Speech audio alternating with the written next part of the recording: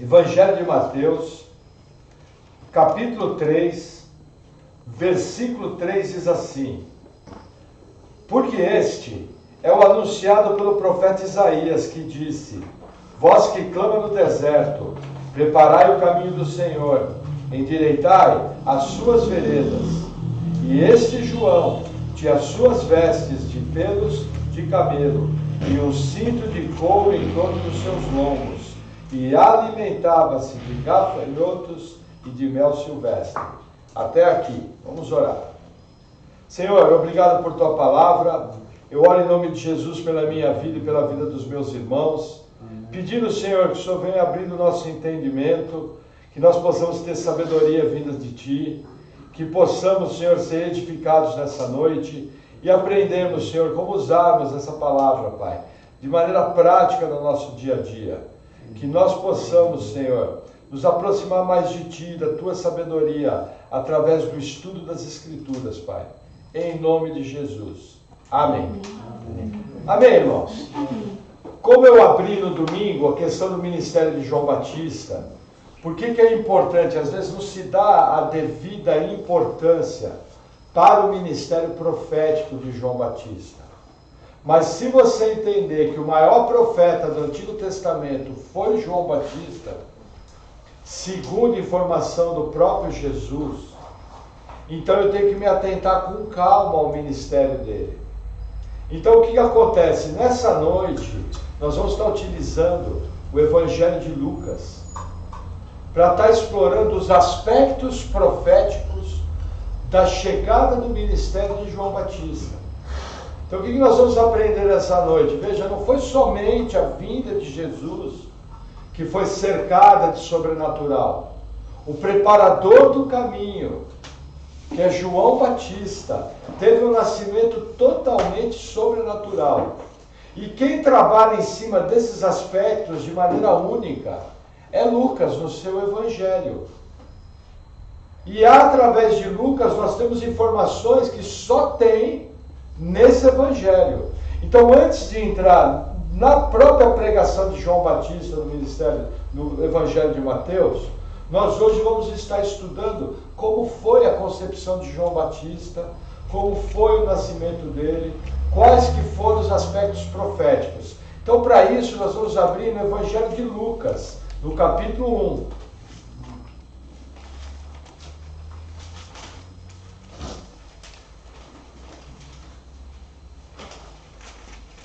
Eu vou estar fazendo uma leitura expositiva.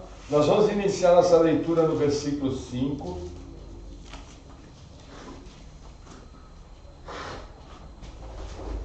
Lembrando que Lucas, ele não presenciou esses acontecimentos. Lucas trabalhou na forma dos historiadores modernos. O que ele fez? Ele colheu relatos daquilo que aconteceu na época de Jesus, aí ele organizou esses relatos e escreveu, inspirado pelo Espírito Santo, o seu Evangelho. Para vocês terem uma ideia da importância do Evangelho de Lucas, a única datação histórica que nós temos de todo o Novo Testamento precisa estar no Evangelho de Lucas. Por quê? Por causa do trabalho caprichoso do nosso irmão. Outro fato interessante, Lucas é o único escritor não judeu da Bíblia. Todos os demais, 43 escritores, são judeus. Apenas Lucas era um médico grego, que caminhou juntamente com Paulo, que caminhou juntamente com outros apóstolos, e teve um ministério esplendoroso, descrevendo todas as coisas. Amém? Nós vamos estar fazendo uma leitura expositiva. Eu vou abrir a leitura no versículo 5, diz assim: e existiu no templo de Herodes, rei da Judéia, certo sacerdote chamado Zacarias, da ordem de Abias, e cuja mulher era das filhas de Arão, e o seu nome era Isabel. Olha que informação interessante.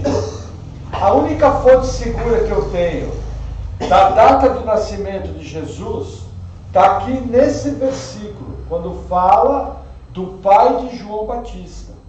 O que acontece? No livro de Crônicas, todos os sacerdotes foram divididos em 24 turnos, que duravam 2 semanas cada turno. Então, durante o ano de 12 meses, as turmas iam se revezando para prestar o serviço dentro do templo. E a turma de Abias, lá no livro de Crônicas, eu tenho como saber qual foi o mês em que Zacarias estava servindo no templo. Sabendo o mês, 9 meses depois, tem o nascimento de João Batista. Sabendo o nascimento de João Batista, 6 meses depois eu tenho o nascimento de Jesus. Eu só tenho isso, porque Lucas, eu entendo, isso é uma opinião pessoal minha, que o fato de colocar o turno, Lucas realmente estava querendo colocar uma data precisa para o nascimento de João Batista. E em decorrência, o nascimento de Jesus. Depois, se os irmãos quiserem pesquisar, na sua Bíblia tem as referências, vai encontrar lá, 1 Crônicas 24:10. Eu não vou abrir, porque nós temos que caminhar por uma leitura longa. Outro detalhe, nós não estamos fazendo exposição em Lucas. A exposição do texto em Lucas nós vamos fazer mais à frente. Depois que fizermos o Evangelho de Mateus, depois que fizermos o Evangelho de Marcos, nós vamos pregar em Lucas. Então aqui o que eu vou fazer é um apanhado geral de informações importantes. Mas eu não poderia deixar de explicar isso de maneira tão clara. E aí o que acontece? Versículo 6. E eram ambos justos perante Deus, andando sem repreensão em todos os mandamentos e preceitos do Senhor. Aqui tem uma outra informação importante, eu preciso tomar cuidado com essa informação aqui. Por quê? Lembra quando Paulo fala que ele, como fariseu, era irrepreensível? É a mesma informação que tem aqui. Zacarias e Isabel, eles andavam corretamente na lei do Senhor. Agora veja, como interpretar isso? A Bíblia nos informa que ninguém é capaz de cumprir a lei. Aí você pode falar, tá vendo? Não se pode acreditar nessa sua Bíblia. Porque num texto ela fala que ninguém pode cumprir a lei. E no outro texto fala que eles andavam de maneira irrepreensível. Gente, entenda. Essa maneira irrepreensível é na obediência do rito religioso, das práticas judaicas, daquilo que era visível, daquilo que fazia parte do culto diário. É isso que a Bíblia está falando quando fala de Zacarias e de Isabel. Que nem nós, por exemplo, você pega um crente que ora diariamente, que lê a Bíblia, que congrega sempre que sua igreja se reúne. O que a gente pode falar desse crente? Que ele anda em obediência da palavra. Agora, esse crente é pecador. Necessita da graça de Deus. É o que está sendo refletido aqui. Eles eram tementes a Deus, eles eram íntegros. Isso daqui é uma qualidade que nessa época aqui não era tão notada, porque você olha o Senado judaico, que é chamado de Sinédrio, eles eram extremamente corrompidos. Mas ali no meio você via homens como José de Arimateia, como Nicodemos, como Gamaliel. Eram homens que eram íntegros dentro da sua prática religiosa, temiam a Deus. É o que o texto aqui está dizendo. E o versículo 7 diz assim: e não tinham filhos, porque Isabel era estéril, e ambos eram avançados em idade. Aqui tem uma outra passagem interessante, que nós vamos falar rapidamente, veja. Não se sabe aqui se Isabel era estéril por causa que as regras dela já tinham cessado, ou se Isabel era estéril de fato e nunca pôde ter filho porque ela tinha um problema de fecundidade.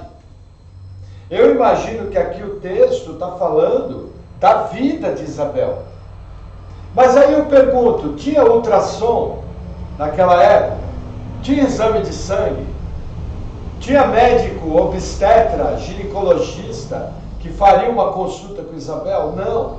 Como que Lucas teve essa informação? Inspirado pelo Espírito Santo. Essas são daquelas informações onde O escritor bíblico inspirado registra um fato que foi informado por Deus. Então a gente sabe aqui que eles não tinham filhos, porque Isabel era estéril. E aí o texto continua, versículo 8. E aconteceu que, exercendo ele o sacerdócio diante de Deus, na ordem da sua turma, segundo o costume sacerdotal, coube-lhe sorte sem entrar no templo do Senhor. Coube-lhe sorte entrar no templo do Senhor para oferecer o incenso. Gente, entenda. Eram centenas de sacerdotes. Eles tinham um turno, fecha lá. Pode encerrar, fecha lá. Fecha a janela. Não, só fecha. Isso. Já corta bem. O que acontece, gente? Você precisa entender aqui a escolha de Deus. A maneira que Deus, na sua soberania, escolheu fazer a concepção de João Batista envolvia o sorteio de Zacarias. Eram centenas, se eu não me engano, milhares de sacerdotes da turma de Abias. Aí eles tiravam sortes, era feito um sorteio.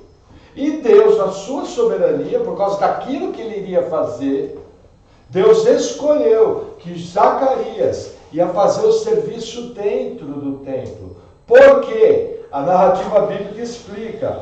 Versículo 10. E toda a multidão do povo estava fora, orando, à hora do incenso. E um anjo do Senhor lhe apareceu, posto em pé, à direita do altar do incenso. E Zacarias, vendo, turbou-se, e caiu temor sobre ele. Veja que interessante. Deus decretou na eternidade passada que Zacarias e Isabel seriam os pais de João Batista. Deus profetizou na sua palavra que João Batista seria a voz que clama no deserto. E aí Deus vem, através da providência, cumprindo essa profecia. Não teve plano B, não teve nada solto. Teve Deus agindo de maneira absoluta, soberana e precisa. Aí você fala, pastor, o que eu tiro de prático? Gente, isso aqui talvez o maior ensino prático que você tem aqui. Deus está cuidando da nossa vida. Nenhum fato que acontece conosco está fora do cuidado de Deus. Até as coisas ruins. Até as coisas que na verdade não me agradam. Qual que é a tendência do crente brasileiro, século XX? Botar a culpa no diabo. Tudo que acontece de errado é o diabo. E tudo que acontece de bom é Deus. A Bíblia não ensina isso.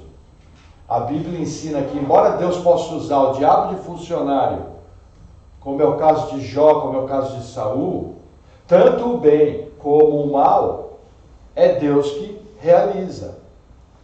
Só que ele não precisa ser o autor do mal. Basta apenas ele decretar, na sua soberania, que o mal acontece. Aí ele usa outros agentes, que estão à disposição do Todo-Poderoso. Essa é uma outra verdade importante. Deus não é o autor direto do mal. Ele simplesmente, na sua soberania, usa tudo que está debaixo do seu controle. Por quê? Porque a Bíblia nos mostra que Deus é luz. Então, sempre que eu vou interpretar a Bíblia, eu tenho que interpretar através de um conjunto de textos, sem tirar uma verdade em detrimento de outra verdade. E aí continua, versículo 13. Mas o anjo lhe disse, Zacarias, não temas, porque a tua oração foi ouvida. E Isabel, tua mulher, te dará à luz a um filho, e chamarás o seu nome João. Aqui tem um outro ensino importante. Quando Deus se comunica de maneira extraordinária, ele é preciso. Ele não deixa dúvida. Ele não estava comentando aqui antes do culto nós percebemos e entendemos que Deus, na sua soberania, pode avisar o crente através de sonhos. Mas quando ele faz isso, ele faz de maneira completa, taxativa, clara, sem deixar dúvida, de uma maneira que fecha com a verdade bíblica. Eu tenho condição de pegar os anciãos da igreja e julgarem aquela atividade sobrenatural através da Bíblia e confirmar ela. Deus sempre vai agir em conformidade à sua palavra. Você vê que o anjo aqui, primeira coisa, não temas. Segunda coisa, tua oração foi atendida. Está havendo aqui toda uma movimentação profética. É muito importante entender isso. Deus está agindo com sua poderosa mão, organizando todos os pontos, cada coisa no seu lugar, nada atrasado, nada antes do tempo, com uma precisão milimétrica. Amém? Amém. Vamos lá, versículo 14.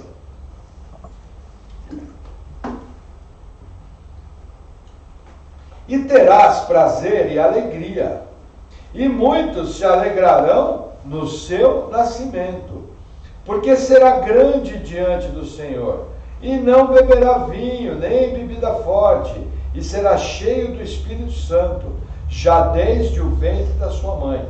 Olha que interessante. Infelizmente, alguns irmãos cometem alguns erros básicos em cima da palavra. Por exemplo, no Brasil existe uma praxe que não pode ter bebida alcoólica na igreja. É uma praxe. Então os irmãos que defendem que não pode ter bebida alcoólica, eles chegam e falam, está vendo João Batista? João Batista não bebeu nem vinho, nem bebida forte. Por isso que os cristãos não podem beber. Aí você lê aqui o versículo e fala, nossa, é verdade, João Batista estava... Mas a pessoa se esquece que Jesus tomava vinho. E o primeiro milagre de Jesus, ele fabricou uma litragem absurda de vinho, da melhor qualidade. Aí o pessoal quer dizer, não, mas o vinho que Jesus bebeu não tinha álcool. Mentira. Tinha álcool sim. Por quê?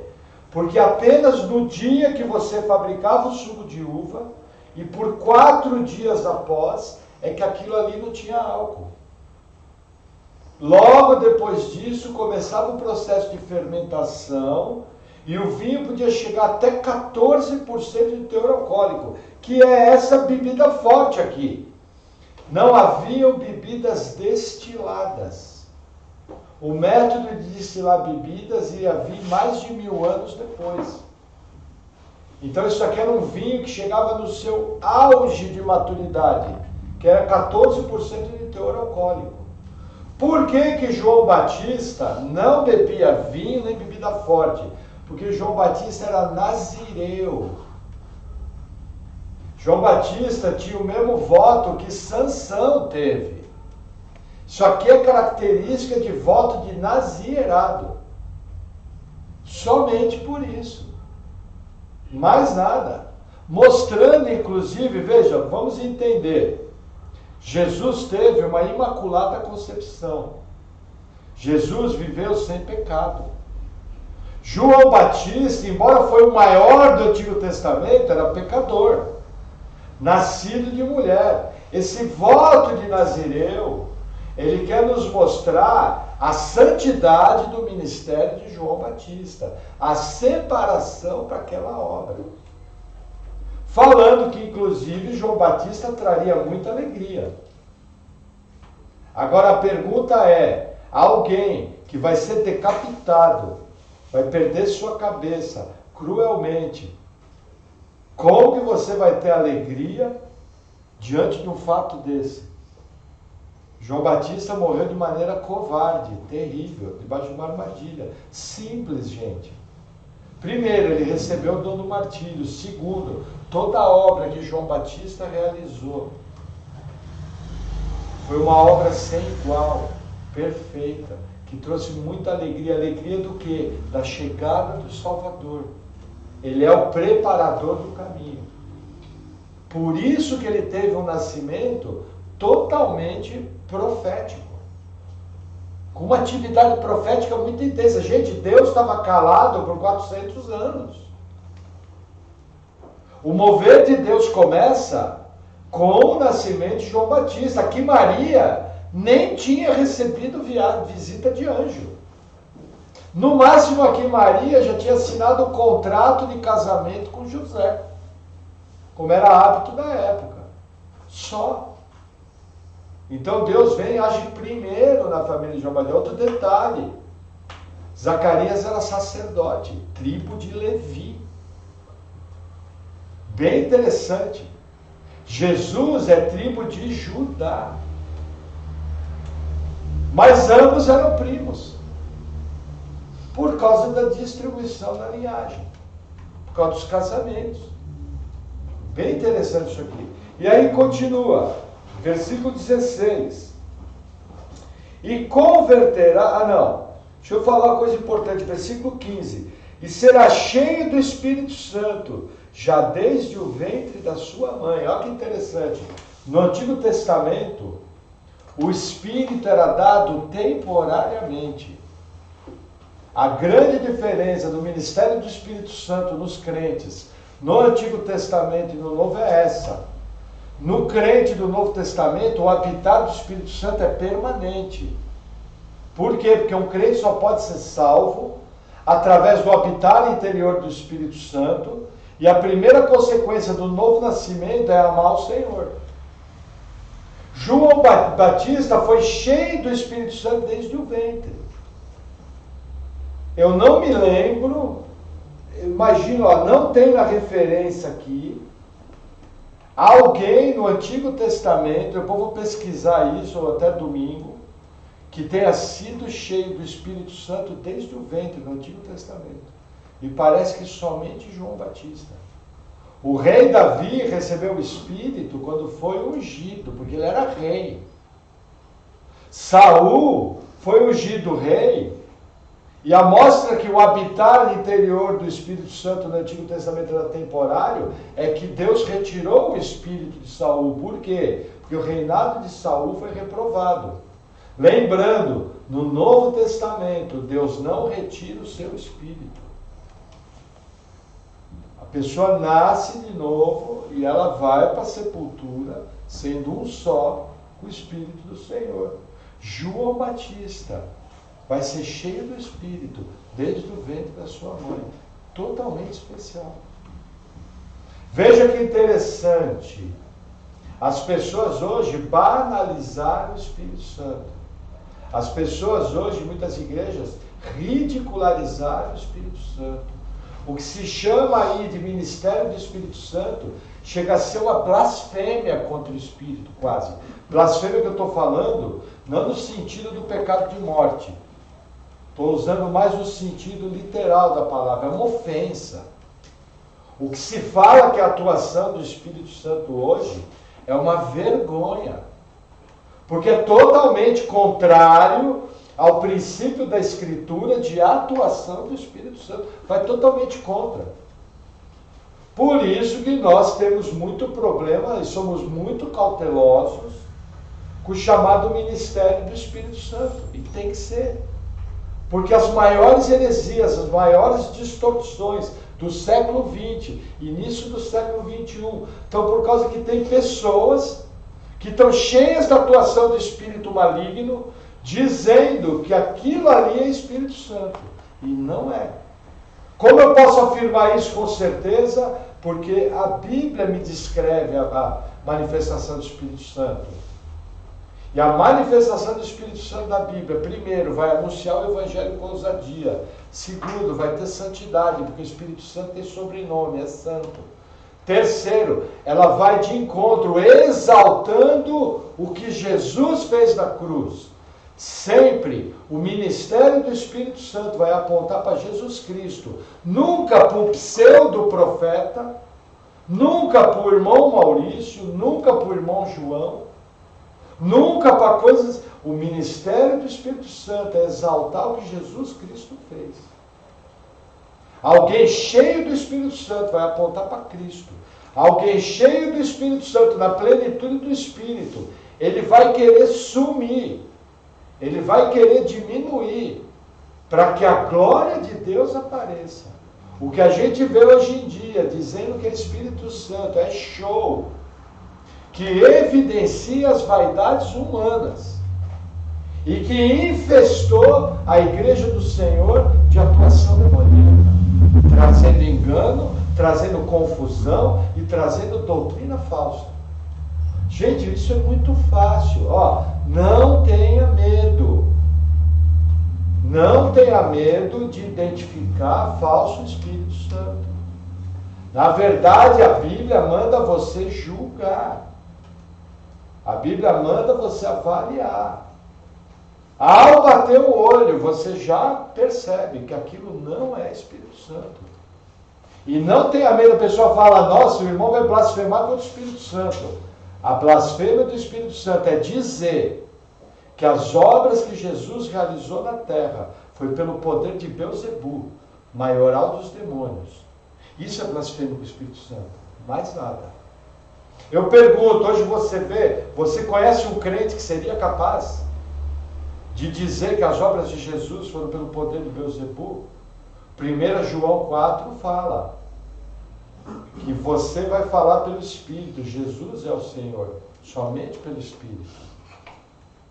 Então é praticamente impossível hoje alguém blasfemar contra o Espírito Santo. Chegar naquele nível de incredulidade dos fariseus, que chegaram no nível tal de aversão ao mover de Deus, que Deus entrega a eles um sentimento tão perverso, que eles dizem que o próprio Messias estava agindo por poder de demônio. Por quê? Porque se eles dissessem que era poder do Espírito, Jesus falava, então por que vocês não creem? Porque Jesus fala, se o Espírito expulsa os demônios pelo poder do Espírito, é chegado o reino de Deus. Só que eles não queriam aceitar. Lembrando o texto de 2 Tessalonicenses 2, ali a partir do versículo 8, que fala o seguinte, e porque não creram na verdade, Deus enviou o Espírito para que creiam a mentira, para que creiam no erro. Existe um tipo de incredulidade, gente, que Deus trabalha para aumentar ela. É muito sério. Quando você estiver orando por alguém, pela salvação de alguém, ora, Senhor, não permita que essa pessoa chegue nesse nível de incredulidade. Tem misericórdia dele. Senhor, ele é tão cego quanto eu. Senhor, eu era mais pecador do que ele. Mas como o Senhor me salvar? Tem misericórdia na vida dele. Porque é o seguinte, gente. Se Deus endurecer o coração, não tem jeito. É que nem Faraó. É só ladeira abaixo. É que nem os pessoal dessa época aqui. É só ladeira abaixo. Amém? Vamos lá, versículo 17. E irá diante dele no espírito e poder de Elias, para converter os corações dos pais aos filhos, e os rebeldes à prudência dos justos, com o fim de preparar ao Senhor um povo bem disposto. Gente, isso aqui é muito importante. Certa vez, uma pessoa conhecida nossa entrou na internet e começou a discutir teologia com uma pessoa que era do espiritismo kardecista, que o pessoal chama de espiritismo de mesa branca, e eles usam o evangelho. E essa pessoa chegou e falou, olha, você está dizendo que não tem reencarnação, mas João Batista é Elias. E Jesus Cristo fala que João Batista é Elias. E o que aconteceu? Aconteceu o que acontece com 90% dos crentes brasileiros. Quando são desafiados na palavra, eles emudecem. Porque não tem conteúdo bíblico. Porque não é ensinada a base bíblica. O ministério dos mestres do Brasil não funciona. Em geral. Por quê? Se ele simplesmente conhecesse a Bíblia, a primeira coisa que ele ia responder, ia falar, fulano, me explica uma coisa. Como que Elias reencarnou, se a Bíblia diz que Elias nunca morreu?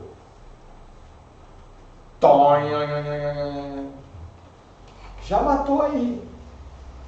Porque a doutrina espírita ensina que para reencarnar eu tenho que morrer. Já derrubou, não precisava falar mais nada. Outra coisa, vim aqui nesse versículo em Lucas, olha como Lucas é claro. Ele irá diante dele no espírito, espírito com E minúsculo. É a maneira do ministério, é a forma de atuar. Elias profetizou em Israel quando havia um rei chamado Acabe e uma rainha chamada Jezabel, que adorava Baal.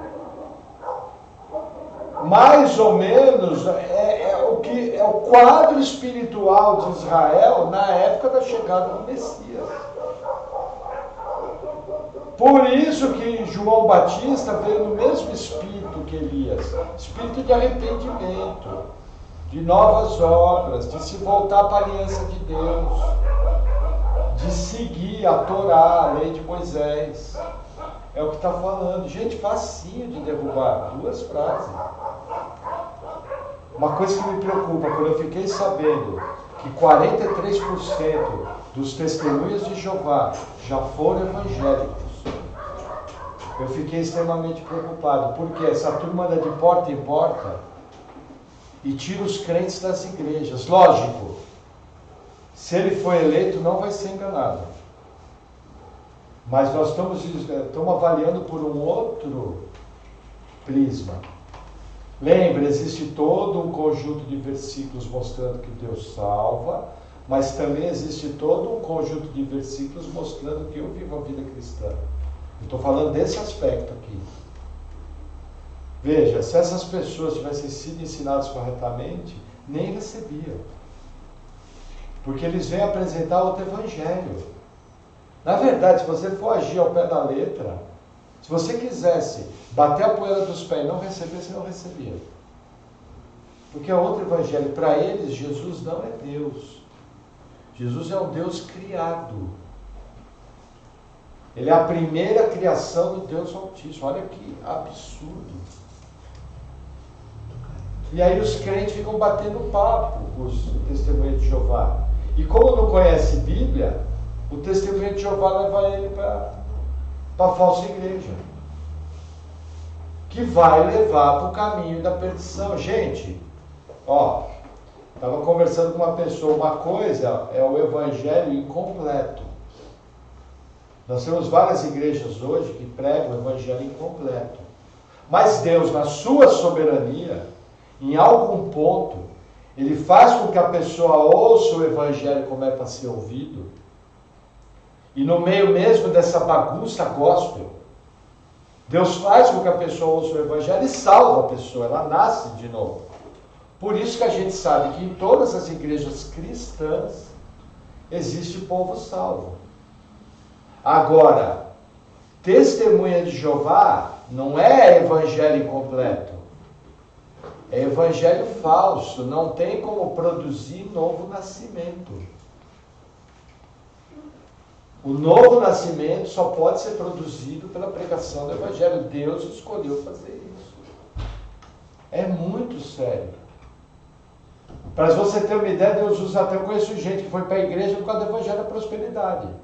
Num determinado momento, no meio de uma pregação, a pessoa ouviu a seguinte frase: você é pecador, seu destino é o inferno, porém Deus muito te amou e te salvou. Creia em Cristo, se arrependa dos seus pecados, seja salvo. A pessoa, opa, o sol se abriu, nasceu de novo. Estou dentro. Foi assim que aconteceu. Mas por quê? Num determinado ponto, a pessoa ouviu o evangelho. Mas lá não tem isso. É uma debilidade muito séria, o mesmo caso do espiritismo. Mesmo caso. Se você não for debater preparado com o espiritismo, ele vai te engolir dentro do evangelho. Porque eles são estudiosos. E ainda estudiosos de doutrinas de demônios, muito bem elaboradas, muito bem acabadas. Aí vem o crente, não conhece 2 linhas da Bíblia, não se dedica ao estudo das Escrituras, não se dedica a isso, e quer debater. Gente, cuidado com isso. Amém? Vamos lá, versículo 18. Disse então Zacarias ao anjo: como saberei isso? Pois eu já sou velho e a minha mulher avançada em idade. Olha que pergunta despretensiosa. Ô anjo, peraí. Minha mulher já está coroa. E eu também sou um velho. Como é que vai ser? Gente, tem algum problema numa pergunta dessa? A princípio não. Cutuculhou, peraí. Eu vou fazer você... Não, mas eu estou velho. Uma pergunta aparentemente normal. Vamos ver qual foi a avaliação do anjo? Versículo 19. Respondendo o anjo disse-lhe: eu sou Gabriel, que assisto diante de Deus, e fui enviado a falar-te e dar-te essas alegres novas. Eis que ficarás mudo, e não poderás falar até o dia em que essas coisas aconteçam, porquanto não creste nas minhas palavras, que a seu tempo se hão de cumprir. Aqui tem um fato interessante.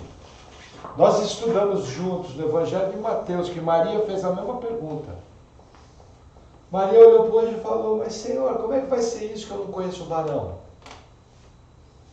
Eu ainda sou virgem. O que o anjo falou para Maria? Vai ficar muda até acontecer tudo? Não, o anjo explicou. Aí, o que o anjo falou? O Espírito virá sobre ti e conceberás. Aí a gente vê Zacarias falar a mesma coisa. E aí a pessoa fica muda. Aí você fala: tá vendo? Essa sua Bíblia não pode acreditar mesmo. Porque essa sua Bíblia diz que Deus não faz acepção de pessoas. Quem já viu essa passagem? Vocês já ouviram essa passagem? Deus não faz acepção de pessoas? Deixa eu te colocar uma coisa. Todas as passagens que falam que Deus não faz acepção de pessoas é no juízo. Que todos aqueles que pecarem e transgredirem vão ser julgados por Deus. Todos. Deus não faz acepção de pessoas para julgar, para tratar o pecado. É isso que o texto está dizendo. Aqui no caso é muito simples. Maria era uma menininha de 13 anos, aproximadamente 14, que não tinha experiência com a lei do Senhor nenhuma. Zacarias era sacerdote, levita, trabalhava no templo, homem experiente. São duas coisas completamente diferentes. Certa vez eu ouvi o seguinte absurdo teológico. Gente, isso está na internet, eu acho que o Rodrigo pode me ajudar depois. Que o anjo falou para João Batista ficar mudo, porque João Batista ia atrapalhar o plano do Senhor e o plano do Senhor não ia se cumprir. A pessoa teve a cara de pau de ensinar isso, está gravado na internet, depois vou achar. Zacarias. É, Zacarias, isso. Zacarias. Gente, olha o absurdo. Quer dizer, o Deus que decreta tudo, o Todo-Poderoso, que criou o universo, ele precisa que um homem fique calado. Porque senão, coitadinho, Deus não tem poder de realizar tudo que ele quis. Como eu costumo dizer, muitas igrejas transformaram o Deus Todo-Poderoso, Jesus, num mendigo, que está a todo momento passando o chapéu. Um Deus fraco, um Deus que decreta, mas não pode realizar. Outro dia, conversando com uma pessoa, abrindo um parênteses aqui na palavra, pessoa falando sobre o chamado livre-arbítrio, que não existe.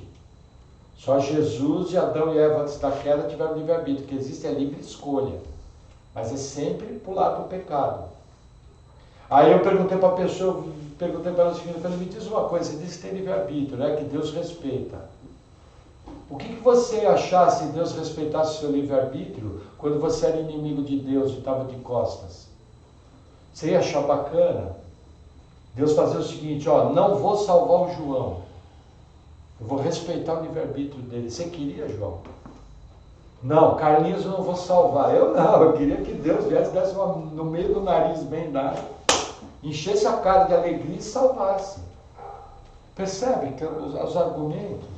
Gente, olha que absurdo. Por exemplo, certa vez, uma pessoa de renome, no meio de libertação no Brasil, que é um ministério extremamente perigoso, trouxe a seguinte profecia, que o Brasil ia ter uma presidente evangélica.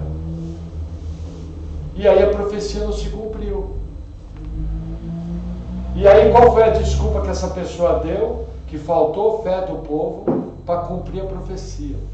Eu pergunto, nos tempos de Jesus, Deus dependeu da fé do povo para Jesus vir e cumprir a profecia? O que a Bíblia fala sobre o profeta que falou e não se cumpre? A Bíblia é clara, é falso profeta. Não tem entrelinhas, não tem o que argumentar. Não, mas amigão, na boa, não tem nem como discutir com você. Falou, não cumpriu, é falso profeta.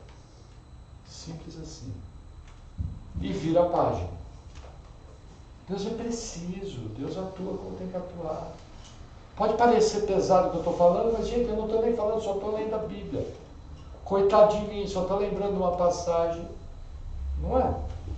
Que diz que se o profeta falar e não acontecer, é falso profeta, só estou lendo a Bíblia. Só isso. Não precisa nem ficar com raiva de mim, fica com raiva de quem escreveu a Bíblia. Não é melhor? O irmão Maurício só está lendo. Não é verdade, Dili? Vamos seguir.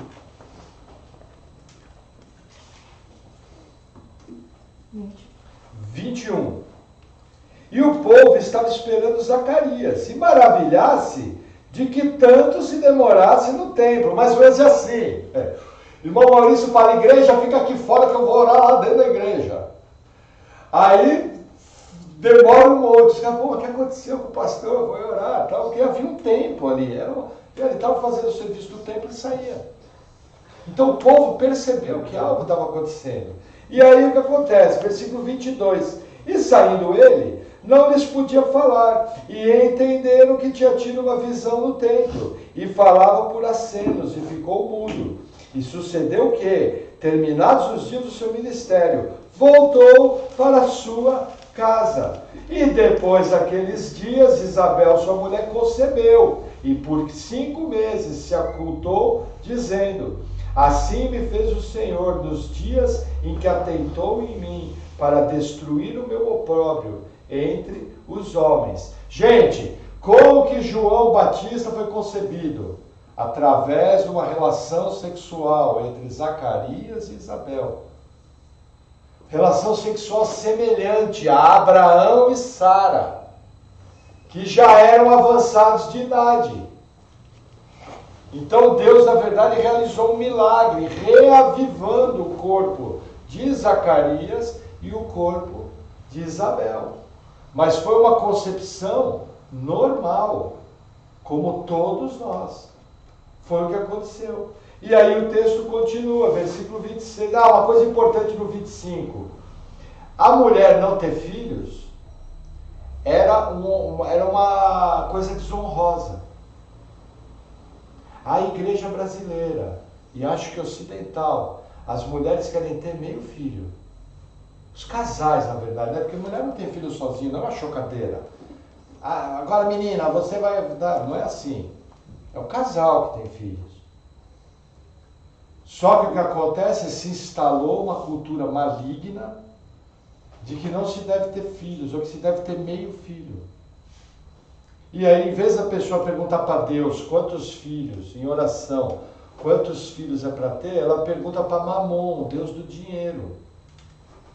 E ela, veja, ela tem fé em Deus, mas elas não têm fé que o Todo-Poderoso é capaz de mandar o recurso para cuidar dos filhos.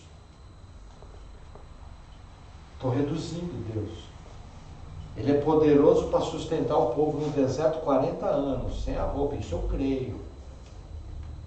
Entendeu? É poderoso para mandar maná, mas para sustentar meus filhos, ó Deus, para aí que você é incompetente. Gente, existem algumas maneiras delicadas de chamar Deus de mentiroso. Uma delas é quando eu pergunto para Mamon, que é o Deus do dinheiro, o que eu tenho que fazer, sendo que eu tenho que ser guiado por Deus. E a Bíblia é repetitiva, é bênção de Deus ter filhos. Ela é repetitiva, tanto na Antiga Aliança como na Nova. Inclusive faz parte do ministério da mulher cristã. Mostrando que uma das virtudes que está no ministério da mulher, Aquela frase que fala, serão salvas criando filhos, não é que está dizendo que a salvação vem por ter filho. Está mostrando que é uma virtude da mulher cristã. Ela é municiada de maneira sobrenatural por Deus para ser mãe. Gente, a mãe de John Wesley teve 9 filhos. Imagina o galatão dessa mulher, porque os filhos eram tudo canelinha de fogo. Um mais temente a Deus do que o outro. Você imagina, você acha que era fácil criar 9 filhos há 250 anos atrás? Não era fácil, e ela criou. Entendeu? Hoje para nós é tranquilo. Criamos nossos 3 filhos na maior boa. Outro dia eu estava conversando com o Oscar e falei, Oscar, ó, Deus vestiu meus filhos com as melhores roupas que tinha. E eu não tinha dinheiro, só com roupa de shopping. Deus literalmente vestiu meus filhos só com roupa boa. Nunca faltou. Então a gente tem que estar sensível às direções do Senhor. Tem que tomar muito cuidado. Seguindo, versículo 26. E no 6º mês, foi o anjo Gabriel enviado por Deus a uma cidade da Galileia, chamada Nazaré, a uma virgem desposada com um homem, cujo nome era José, da casa de Davi, e o nome da virgem era Maria. Qual a diferença de idade entre João Batista e Jesus? Lucas registra 6 meses, porque 6 meses depois... Vocês percebem o trabalho do historiador? O Todo-Poderoso, usando o vaso, escolhido, antes da fundação do mundo. Perfeito.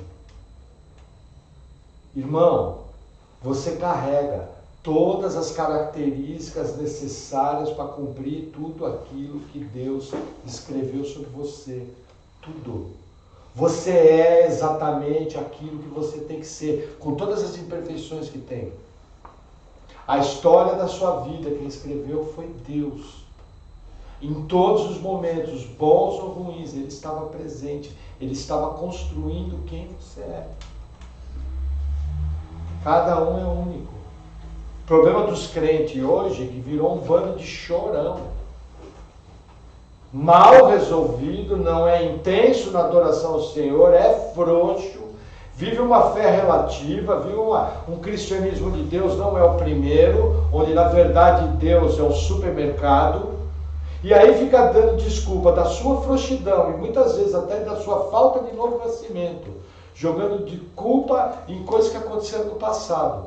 Aí tem que fazer seminário, tem que fazer cura interior, tem que fazer não sei o que lá, sendo que a Bíblia não orienta nada disso, a Bíblia apenas orienta, a sua vida foi Deus que escreveu, tudo. Para que você seja quem você é. Você é exatamente aquilo que Deus decretou que você tinha que ser. Embora sejamos muito imperfeitos, né? Vamos seguir a leitura. Tá, aqui eu vou passar. Vamos lá. Versículo 35. Vamos pular a concepção. E respondendo o anjo, disse-lhe, falando para Maria, descerá sobre ti o Espírito Santo, e o poder do Altíssimo te cobrirá com sua sombra. Por isso também o santo, que de ti há de nascer, será chamado Filho de Deus. E eis que também Isabel, tua prima, concebeu um filho em sua velhice. E esse é o 6º mês para aquela que era chamada estéril, porque para Deus nada é impossível. Gente, essa afirmação aqui novamente, não tem como não falar. O que as pessoas falam? Não, Deus quer salvar todo mundo. Eu pergunto, o que está lendo? João, lê comigo, versículo 37. Porque para Deus nada é impossível. O que está falando, Luísa? Para Deus nada é impossível. Aí eu pergunto, se Deus quisesse salvar o mundo, o que ele fazia? Salvava, nada é impossível. Por que Deus não salva o mundo? Porque na sua soberania, na eternidade passada, para que o seu nome fosse glorificado, Ele elegeu uns e os outros não. Simples assim. Ah, Senhor, por que a Bíblia não fala? Faz o seguinte, discute com Deus quando você chegar lá. Mas vou dar um conselho, você faz assim, quando você chegar lá, você põe a mão na cintura e pergunta, Deus, por que o Senhor me salvou? Faz assim. Quero meu dinheiro de volta. Gente, a Bíblia só retrata, ela não diz como, ela só fala o seguinte, não foi pela obra do João, não foi pela obra do Maurício. Para Deus nada é impossível. Senhor, eu estou orando faz 214 anos pela minha casa. E ainda não veio porque Deus não quis. Você não precisa dar dentadura, você não precisa dar as colheres da casa, você não precisa arrancar dente de ouro e botar no gasofilaço da igreja, não precisa vender a prótese e sair andando de bengala, entendeu? O que você vai fazer? Vou arrancar minha perna, vou vender, vou dar sua conta. Entendeu? Que é o que se ensina por aí. O carro não veio porque Deus não quis mandar o carro. Simples assim. Louvado seja Deus. Para Deus nada é... Gente, percebe novamente a frase. Existem maneiras muito bem educadas de chamar Deus de mentiroso. Cuidado. Cuidado. Eu creio. E, gente, eu era o maior inimigo dessa doutrina.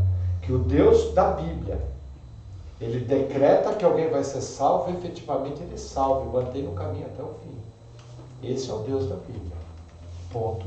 Final. Acabou. Vamos continuar. Gente, adoro falar isso. Vamos continuar. Versículo 38.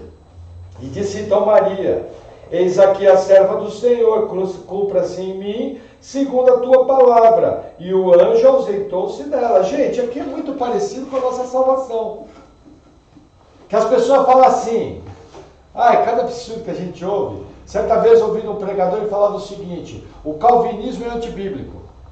Porque se alguém passar a vida toda indo para a igreja e disser, eu quero ser salvo, eu quero ir para o céu, e o nome dele ele não for eleito, ele não pode ser salvo. Gente, não é isso que a Bíblia ensina. Na verdade, a Bíblia ensina o contrário. Você só quer cumprir a vontade de Deus porque você é salvo. Não existe uma pessoa que vai querer ser salva se ela não for eleita. A condição natural do homem é de rebeldia a Deus. A condição natural do homem é não vir para a igreja. Sabe, aqueles 418 convites que você já fez para pessoas para vir para a igreja e não vieram? Gente, é a coisa mais natural. A pessoa é inimigo de Deus. A pessoa não quer saber de Deus, não vai vir mesmo. Se Deus do impossível não agir sobrenaturalmente, a pessoa não vem. Mas olha como Deus faz. Eu pergunto, Maria tinha escolha de não cumprir a vontade de Deus? Não. Mas vocês percebem ela escolhendo? Cumpra-se em mim. Eu pergunto, quando você crê em Jesus, você virou um robô? Crê em Jesus? Não, você falou, não, Deus, eu quero. Essa é a graça irresistível. Deus trabalha de uma forma em que a soberania dele se cumpre e você quer com todas as suas forças. É o caso de Maria aqui. Percebe? Eu não posso misturar o grupo de versículos. Cada um tem que ser tratado como a Bíblia ensina. E aí no versículo 39, fica de olho no horário. E naqueles dias, levantando-se Maria, foi apressada às montanhas, a uma cidade de Judá, e entrou em casa de Zacarias e saudou Isabel. E aconteceu que, ao ouvir Isabel a saudação de Maria, a criança saltou do seu ventre. E Isabel foi cheia do Espírito Santo. Olha o Espírito Santo temporário aqui. Quem era cheio do Espírito Santo? João Batista. Só que quando a criança saltou do ventre, Isabel ficou cheia do Espírito Santo. Mais uma atividade profética usada por Deus na época do nascimento de João Batista e de Jesus. Por quê? Aqui tem a ver com Jesus. Olha o versículo 42, o que diz. E exclamou com grande voz e disse, bendita és tu entre as mulheres e bendito o fruto do teu ventre. E de onde me provém isso a mim? Que venha visitar-me a mãe do meu Senhor. Olha que interessante, Isabel profetiza. Aquela profetiza algo que ela não sabia. Ela não tinha informação que Maria estava grávida do Filho de Deus. Isso aqui é informação sobrenatural, dada pelo Espírito. Mas olha o contexto, é o contexto do nascimento do Messias. Hoje sabe o que eles querem? Cada culto tem 32 profetadas, aliás, profecia ou revelamento.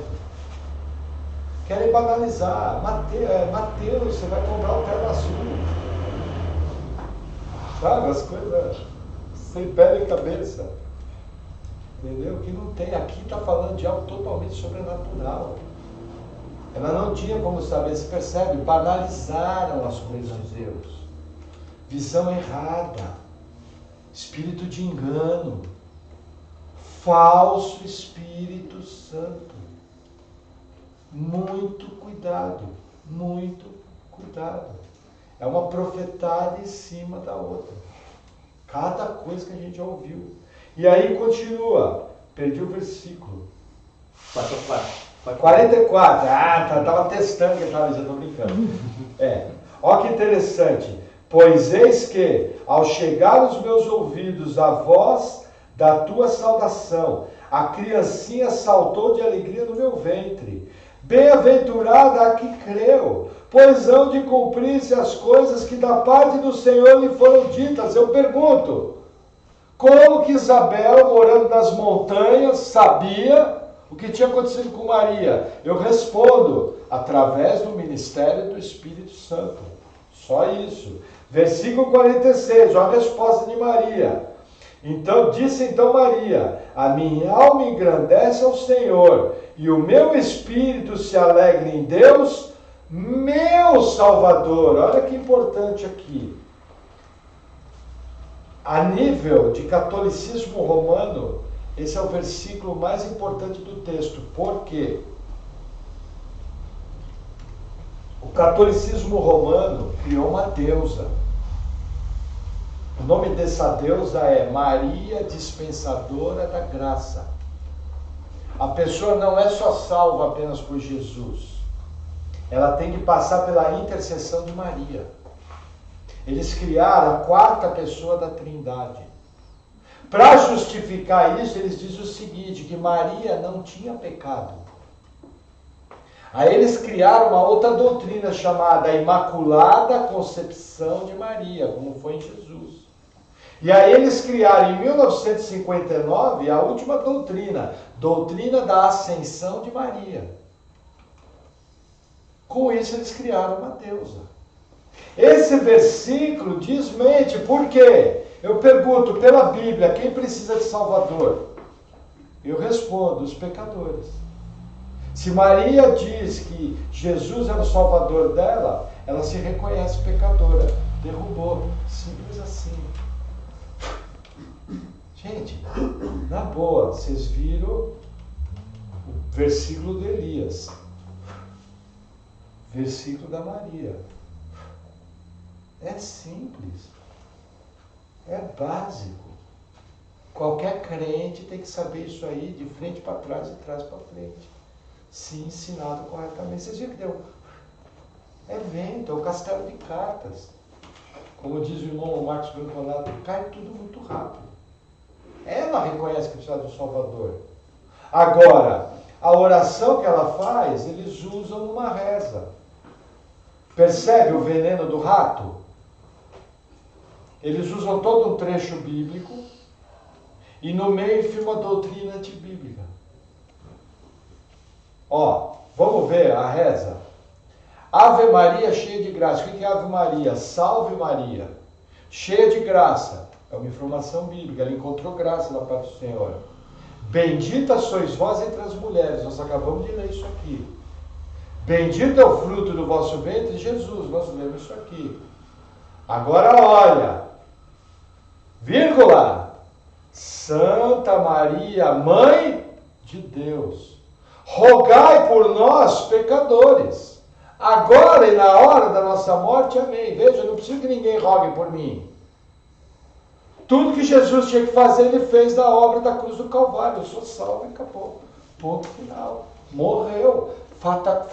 Por que o adventismo é, no mínimo, pseudo-cristão? Porque o adventismo diz o seguinte: eles disseram que Jesus ia voltar em 1844.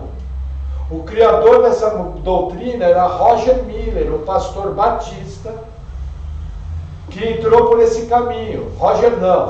George Miller. Só que o George Miller, ele reconheceu que errou e pediu perdão. Ele se retratou.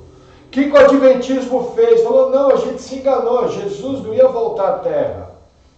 Ele entrou no tabernáculo que está lá no céu, que ele está fazendo juízo investigativo para ver se o nosso pecado vai ser perdoado.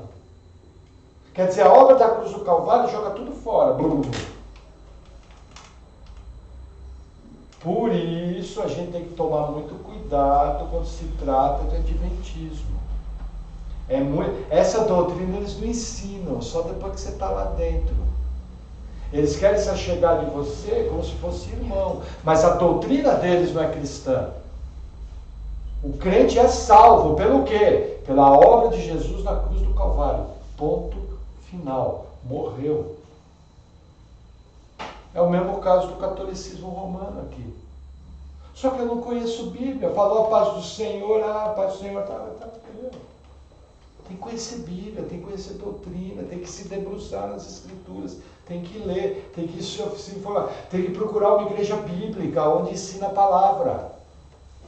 Não pode ir para qualquer lado. Não, os irmãos são joias, são bacanas, mas ensinam tudo errado. Tem essa de bacana. Tem que ser bíblico. Uma igreja tem que ser bíblica, não tem que ser bacana. Bacana foi Deus que salvou umas tranqueiras, que nem a gente. Isso é bacana. Aí continua, vamos lá.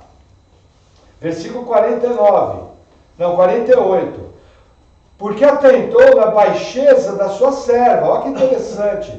Pois eis que desde agora todas as gerações me chamarão bem-aventurada, porque me fez grandes coisas o poderoso, e santo é o seu nome, e a sua misericórdia de geração em geração sobre os que o temem. Com o seu braço agiu valorosamente, dissipou os soberbos no pensamento dos seus corações.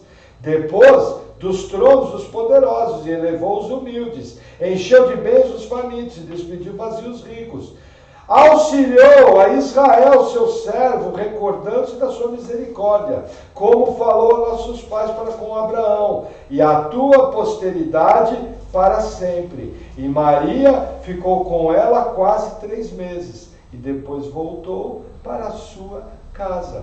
Versículo 57, e completou-se para Isabel o tempo de dar à luz, e teve um filho, e os seus vizinhos e parentes ouviram que tinha o Senhor usado para com ela de grande misericórdia, e alegraram-se com ela. E aconteceu que, ao 8º dia, vieram circuncidar o menino, e lhe chamavam Zacarias, o nome do seu pai. Essa informação confirma a suspeita que nós temos que Jesus foi circuncidado em Belém, no 8º dia, por um rabino. Porque a gente vê a mesma situação no nascimento de João Batista. Percebe? As coisas estão ligadas. E aí, versículo 60, disse, e respondendo sua mãe, disse, não, porém será chamado João. Eu pergunto, como que Isabel sabia que João ia chamar João? Por informação do Espírito Santo, sobrenatural de novo. Percebe o ministério profético? Aí vamos lá. 61, e disseram, ninguém há na tua parentela que se chame por esse nome. E perguntaram por acenos ao pai, como queria que lhe chamassem. E pedindo ele uma tabuinha de escrever, ele escreveu dizendo, o seu nome é João. E todos se maravilharam. E logo a boca se lhe abriu, e a língua se soltou, e falava, louvando a Deus. E veio temor sobre todos os seus vizinhos. E em todas as montanhas da Judéia foram divulgadas todas essas coisas. Até aqui. Gente, mais ou menos 30 anos depois. Aqui me parece que nós vamos falar de 26 depois de Cristo. João Batista vem pregando no deserto, é o que nós vamos estudar domingo. O ministério do maior profeta do Antigo Testamento começa. Tudo isso de maneira profética. Tudo isso, Deus atuando sobrenaturalmente. Não é esse jogo de sortes que a gente vê hoje em dia. É coisa precisa, coisa bem feita, de maneira correta. Tinha mais uma coisa que eu falei, lembrei. É importante vocês saberem. Existe uma seita chamada Seguidores de Yeshua, ou de Yehoshua. Porque existe um modismo hoje que mudaram o nome. Realmente, o nome de Jesus em hebraico é Yeshua. João, por exemplo, é Yohanan, em hebraico. Mas entenda, toda a documentação da igreja primitiva, já logo no primeiro século, registra lá Jesus, Pedro, João, Tiago. Eu pergunto, se a igreja na época apostólica registrava dessa maneira, eu tenho que mudar? Porque sabe o que eles alegam? Que se eu não chamar Jesus de Yeshua, pode ser que nem salvo eu seja. Isso é seita, gente, não aceite. Começou a falar muita palavra em hebraico, liga a antena. Começou a falar Moshe, Shem, Yehoshua, tem que botar uma batata quente aqui na boca, entendeu? Aí você fala bem. Cara, abre o olho, é demônio. Papo sério, na boa, vou repetir, abre o olho, é demônio. É doutrina de demônio. Começou kippah, bandeirinha de Israel, shofar, nada disso é bíblico. As igrejas têm mania de tocar shofar, bandeira... Gente, a gente ama Israel. A gente até fica feliz que no nosso país, nós entendemos que nosso país vai ser abençoado só porque está abençoando Israel. Por causa das profecias lá em Abraão. Mas só, parou aí. Não tem que ter kippah, não tem que ter shofar, não tem que ter candelabro, não tem que ter arca, não tem que ter templo, não tem que ter levita. Sequer a igreja tem altar, a igreja tem púlpito. O pastor não é sacerdote. Não existe sacerdote da forma do Antigo Testamento. O pastor é servo da igreja. Ele é um presbítero que cumpre o ministério pastoral. É um ancião. O pastor serve a igreja. Sacerdote do Novo Testamento somos nós. Nação santa. Sacerdócio real. Povo de propriedade exclusiva do Senhor. Gente, cuidado. A volta do Senhor está se aproximando. O Senhor nos avisou que próximo à sua vinda haveria um engano como nunca houve no mundo. Qual a única maneira de ser vacinado contra isso? Bíblia, Bíblia e Bíblia. Lembrando que se alguém vem com uma nova revelação, provavelmente não é bíblico. Se é novo, não é bíblico. Porque há 2000 anos estão estudando a Bíblia. Como que nunca ninguém viu aquilo? Amém? Amém. Vamos orar?